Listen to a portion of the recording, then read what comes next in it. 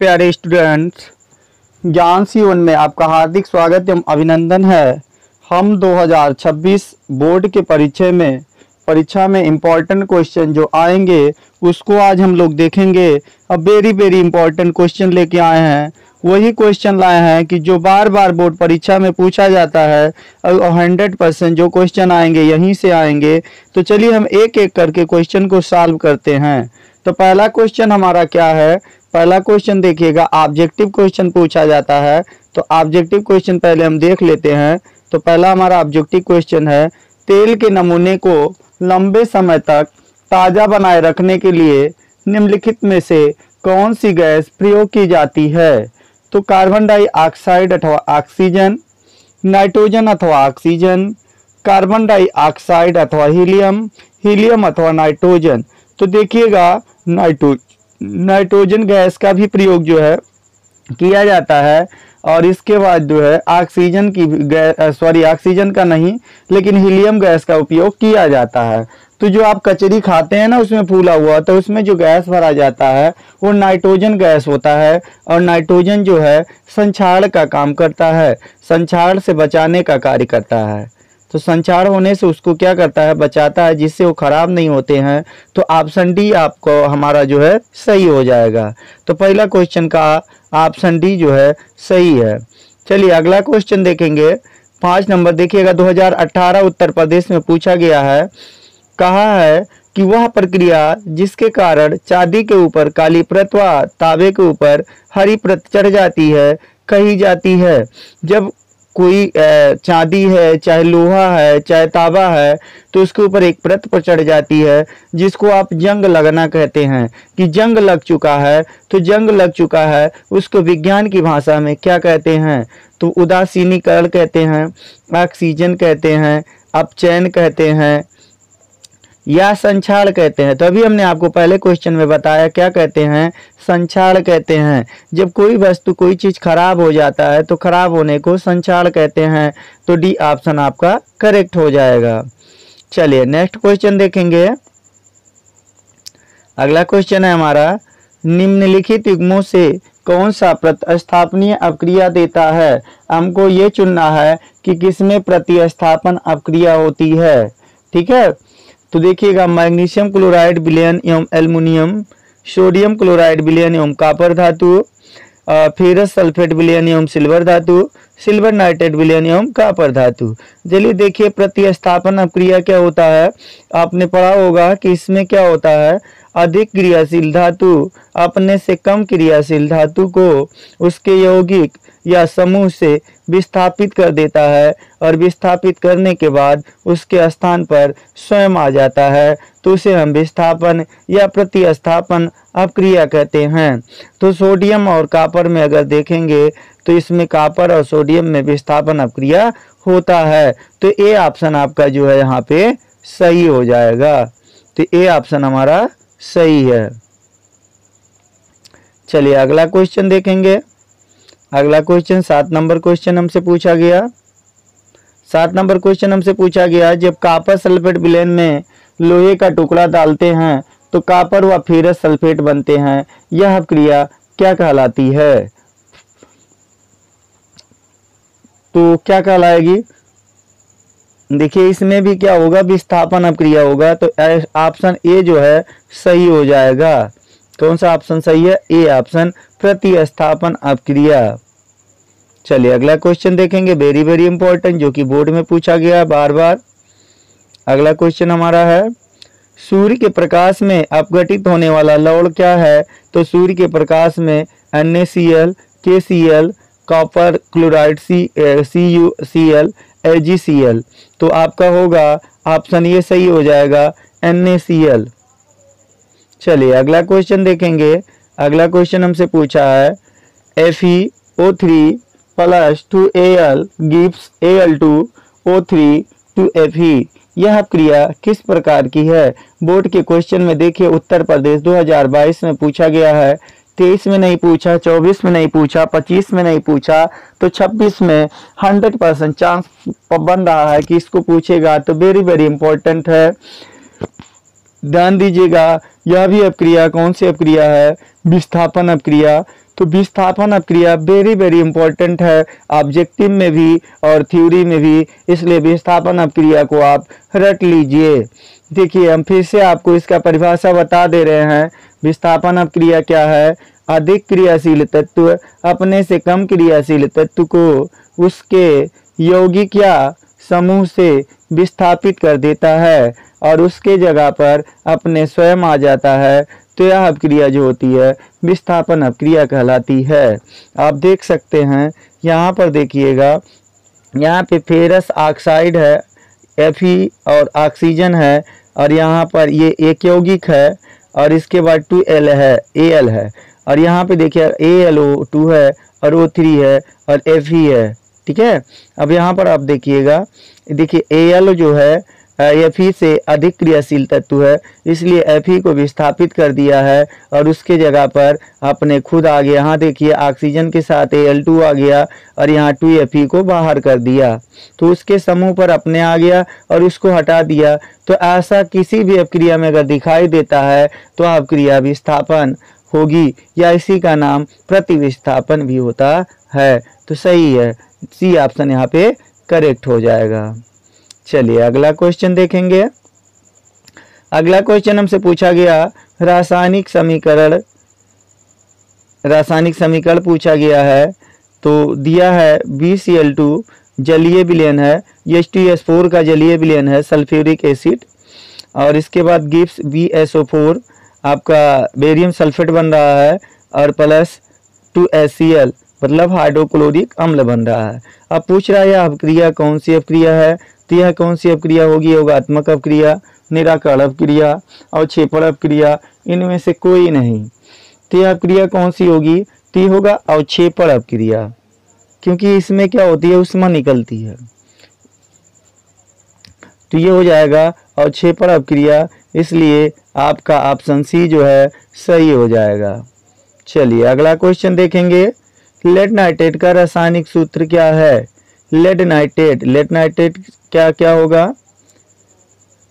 PbNO3 गलत, PbNO3 2 का whole twice सही। तो यहाँ पर भी ऑप्शन आपका सही हो जाएगा। लेड का सूत्र, लेड नाइट्रेट का सूत्र क्या है? Pb, और लेड का सूत्र क्या है? Pb, और लेड नाइट्रेट का सूत्र क्या हो जाएगा? PbNO3 का होल ट्वाइस। तो इसके बारे में पूरा जानकारी के लिए आप जो है हमारे थ्योरी वाले वीडियो में जाएंगे तो वहाँ पर पूरा आपको समझाया गया है। चलिए अगला क्वेश्चन देखेंगे। एक तत्व के क्लोराइड, जो भी हम आपके लिए लाए हैं ये सब बोर्ड के क्वेश्चन है, जो कि बोर्ड में बार बार पूछा जाता है और वेरी वेरी इंपॉर्टेंट है। इसमें पूछा एक तत्व के क्लोराइड का सूत्र MCl2 है, उसके ऑक्साइड का सूत्र क्या होगा? देखिएगा MCl2 है तो M क्या करेगा, जब ऑक्सीजन से जुड़ेगा तो क्या बना लेगा? ऑक्साइड बना लेगा। तो यहाँ पर MOV ऑप्शन आपका सही हो जाएगा। तो बी ऑप्शन यहाँ पर सही है। चलिए अगला क्वेश्चन देखेंगे।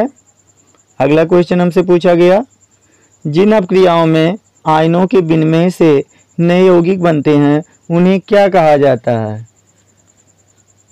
आयनों के विनिमय से मतलब आयनों के आदान प्रदान से बनते हैं, तो उसे क्या कहा जाएगा? तो देखिएगा ऐसी अपक्रिया को क्या कहेंगे? प्रतिस्थापन अपक्रिया, उभय अपघटन अपक्रिया, योगात्मक अपक्रिया, वियोजन अपक्रिया। तो कौन सा अपक्रिया हो जाएगा? प्रतिस्थापन अपक्रिया, इसलिए ए ऑप्शन आपका सही है। चले अगले क्वेश्चन को देखते हैं। 2023 में भी पूछा गया था और ये भी 2023 में पूछा गया है। पूछा कि कार्बन को वायु में जलाने पर कार्बन डाइऑक्साइड बनता है। देखिए यहाँ से क्वेश्चन और पूछता है कि कार्बन से पूछा है, तो वो पूछा मैग्नीशियम से पूछता है।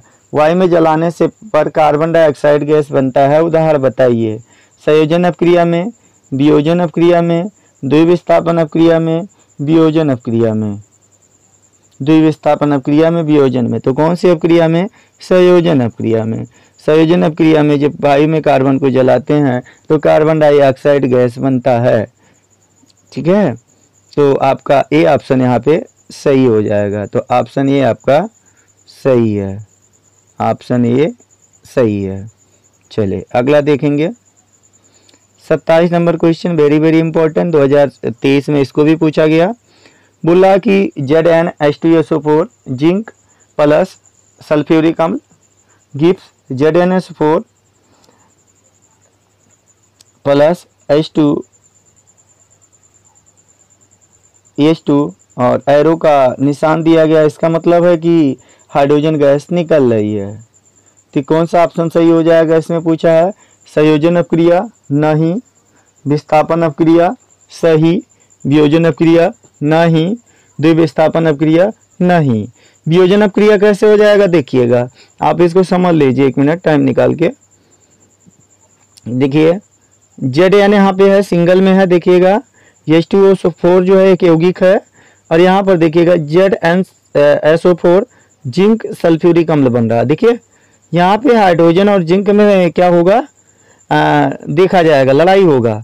अब इसमें देखेंगे तो जिंक जो है हाइड्रोजन से अधिक क्रियाशील तत्व है, इसलिए क्या करेगा, हाइड्रोजन को वहां से विस्थापित कर देगा।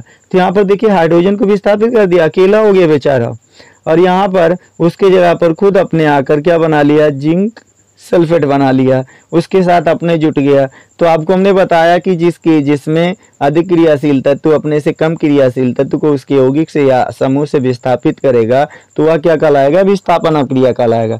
तो यहाँ पे विस्थापित कर रहा है ना, तो ये आपका विस्थापन अपक्रिया हो जाएगा। इसलिए ऑप्शन बी आपका यहाँ पे सही हो जाएगा, ऑप्शन ये आपका गलत है।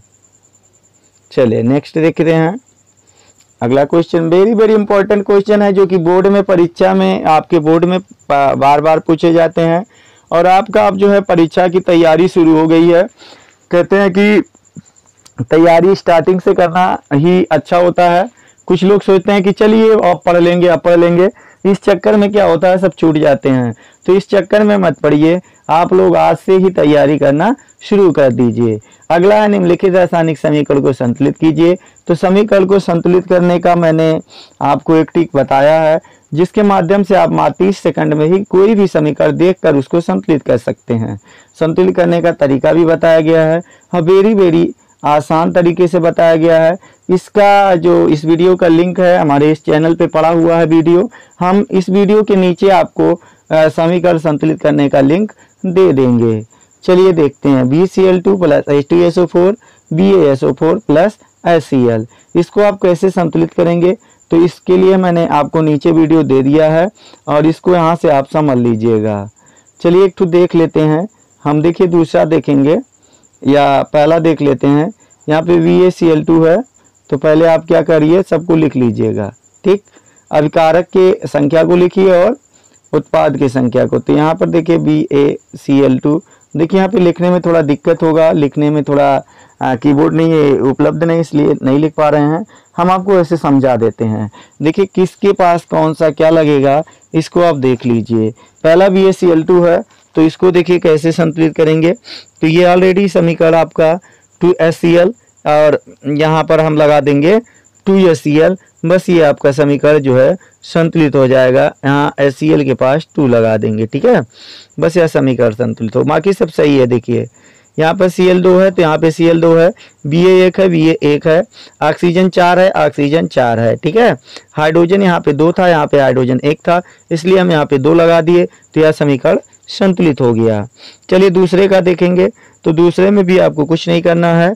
यहाँ पर देखिए NaOH है, यानी यहाँ पर 1 है, और यहाँ पर देखिएगा Na की संख्या 1 है, और यहाँ पे Na की संख्या 2 है। तो यहाँ पर Na की संख्या 2 कर देंगे, तो ये भी 2 हो जाएगा, बराबर हो जाएगा। बाकी यहाँ पर देखिएगा और कहाँ पे कमी है उसको ढूंढिएगा। तो H2O देखेंगे, तो H2O के पास हाइड्रोजन की संख्या यहाँ पर 2 है, और यहाँ पे हाइड्रोजन की संख्या 2 है, ठीक है।